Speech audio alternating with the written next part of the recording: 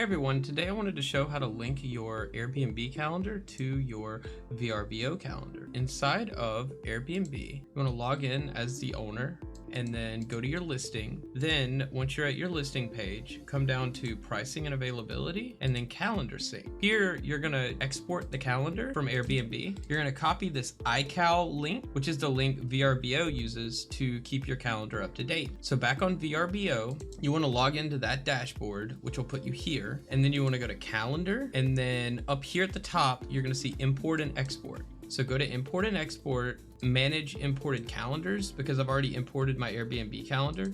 I'm just gonna trash that and then click import a calendar and Control V to add that custom calendar URL. And then we wanna block off these dates so they can't be double booked. And then I'm gonna name it Airbnb. You can make it whatever color you want. I'm gonna do light blue and then click import. Gonna import the calendar and boom, just like that, all of my days that are booked on Airbnb are now blocked on VRBO.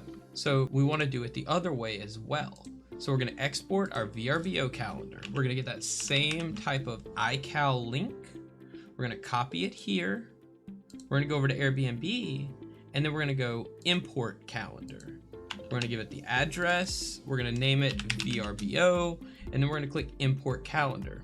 This will import our VRBO calendar back into Airbnb. At this point, our two calendars are synced. Now there is a slight delay and you can have double bookings even though they are synced. This is really rare, but it is possible. And that's where there are some tools that can help with this. For example, one of those tools is Hostaway.